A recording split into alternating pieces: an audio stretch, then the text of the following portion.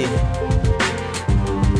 He came back in the same suit that he was buried in, similar to the one his grandfather was married in. Yes, he was still fresh to death, blamed 2 earrings, a chain laying on his chest. He gave me the drugs on consignment, and like I said, within less than a week's time, I was able to give him back his money, and I was able to double mine. Why am I not a drug dealer? Saying I don't see you outside. When you dress nice. What about your friends? They dress nice, fancy. I was doing so well at selling drugs that he started giving me more and more different ounces, 3, 4 ounces, 5 ounces.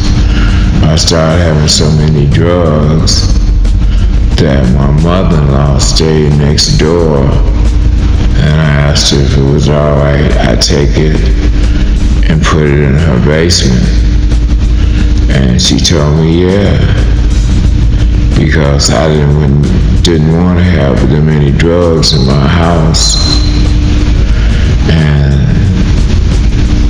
thinking about the police coming there, and it would be too much for me to be able to get rid of before they got through my door. I sold the drugs from my house. I was making so much money, so it scared me. So I had a way to take care of my habit and make money off of it at the same time.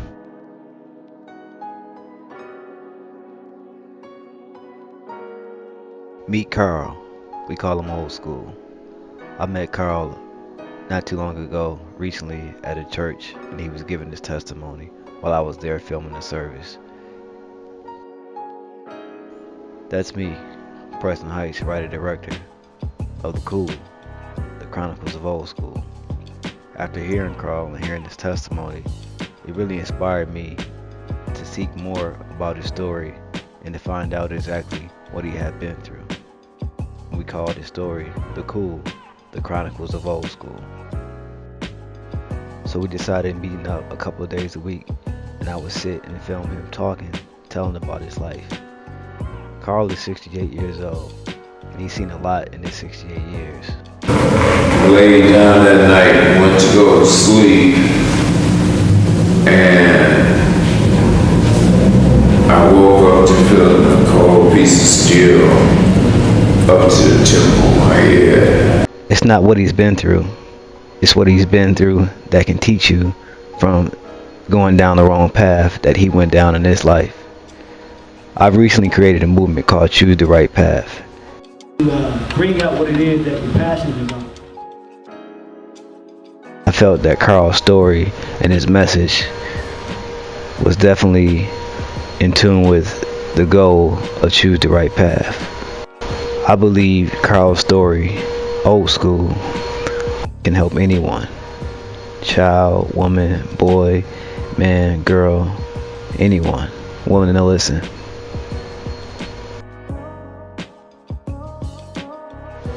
So sit back, relax, and listen to some of the stories of The Cool, The Chronicles of Old School.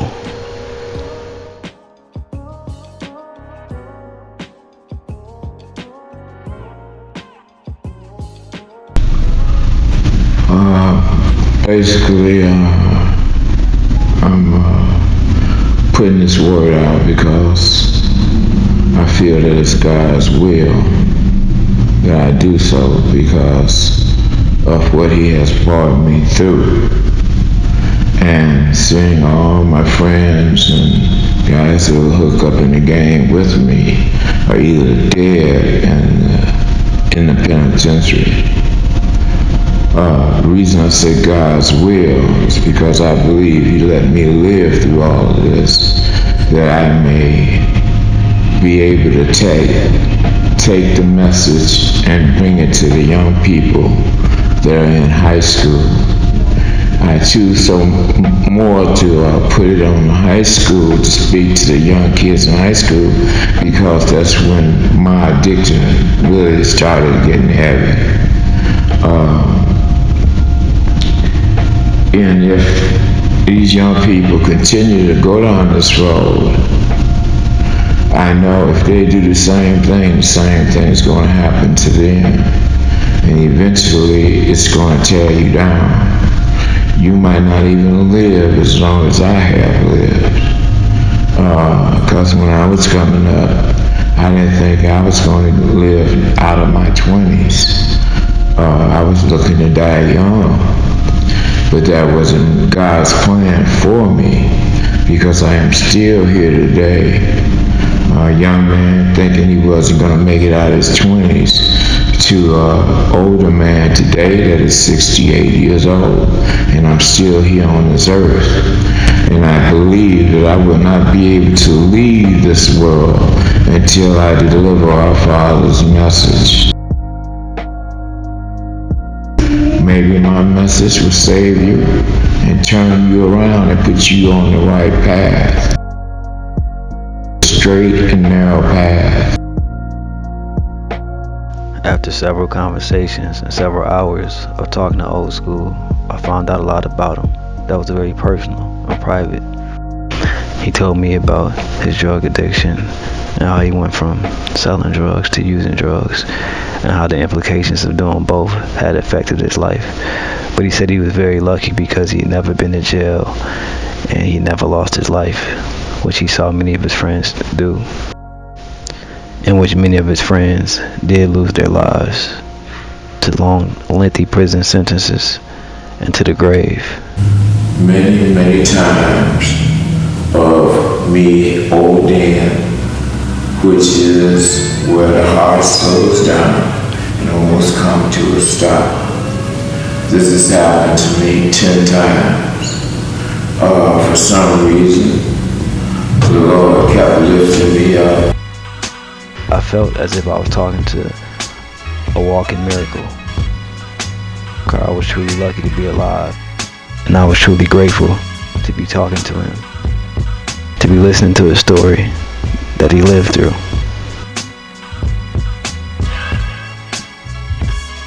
I thought I had found a drug that would solve all my problems, but it was the starting of using them drugs that would put me on problem after problem after problem for over 30 years of my life. I snorted it 20 years, I sold it for just as many years. I had heroin for breakfast, I had heroin for lunch, and I had heroin for dinner. As I was doing drugs, the reason I started dealing with it is because the people that I was buying my drugs for, they were getting brand new cars, nice homes, because I was paying their bills for them. He had over 100-something customers. In a day for him to make $2,000-$3,000 was nothing. Actually, it got to where I got so good, I put Broham and Mike out of business. Broham, that's how you used to call each other back in the day, Broham. Yeah, he had a Fleetwood Broham, you know. And I knew about Fluky, you know, and some of the other gangsters that was in the city of Chicago. And basically we all had one thing in common. We was all about that money, and we would do pretty much anything we had to do for that money, because that was my drive, that money. You know, financially, didn't have no problems. Didn't have no problems at all. My wife was working, and I'm selling the drugs, and you know, it was, to me, it was good. It was beautiful. We had no financial problems, and I would be like, just say in a week's time, you figure $5,000-$6,000 a week.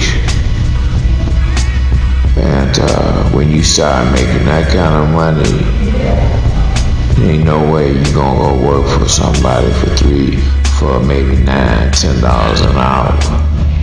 Get a check for maybe $300.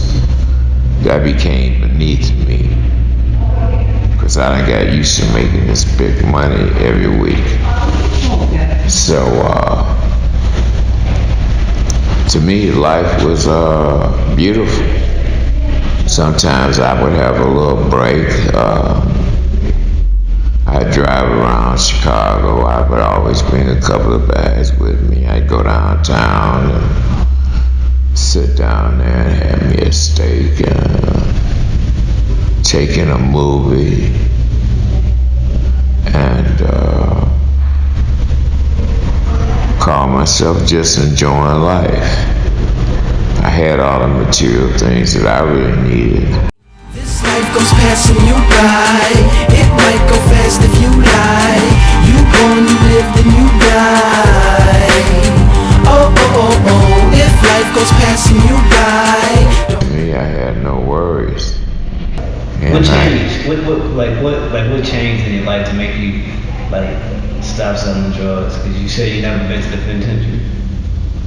So tell us what was it that really changed you as a man? Eventually, little by little, things started dropping off. Till it came to the point where I ended up starting to be my best customer. During this time,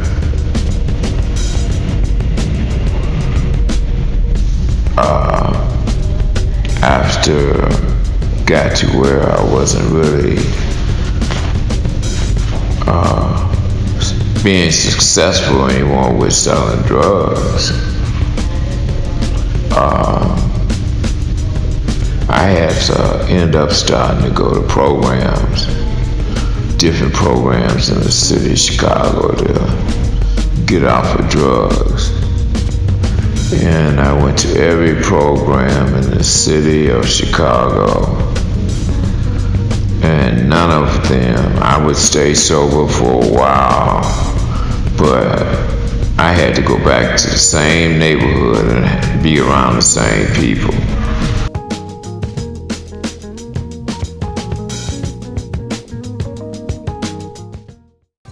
Ivy, you good? You know I got all my niggas looking for the little nigga now, B. Sonny like my little brother too. Anything you need, let me know. Good looking, baby, because I need your help, Rick. I need you to help me sell these 14 keys so I can get this ransom money for Sonny, man. You got 14 bricks right there? Yeah. Who hit you up, eh? Yeah, man, but look, B. Once we get my little brother back, man, we right the fuck back on, baby. We right the fuck back on once I get Sonny. It's gonna be business.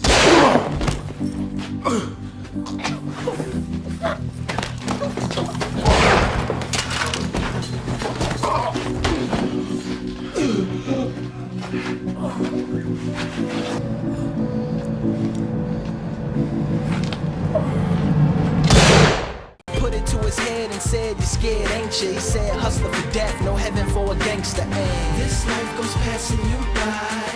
It might go fast if you lie. You born, you live, then you die. Oh, oh, oh, oh. If life goes passing you by, don't cry. If you're breaking the rules, making your moves, paying your dues, chasing the cool.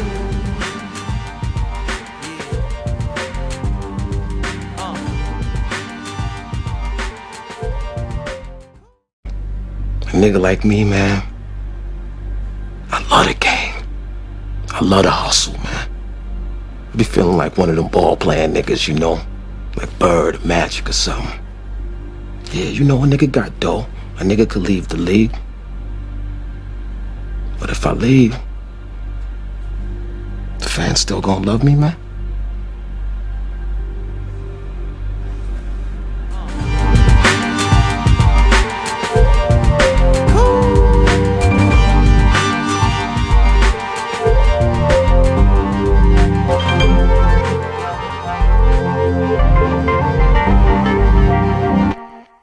Choose the Right Path is more than just a movie. It's a movement. So get on board, grab your bracelet, and start choosing the right path today.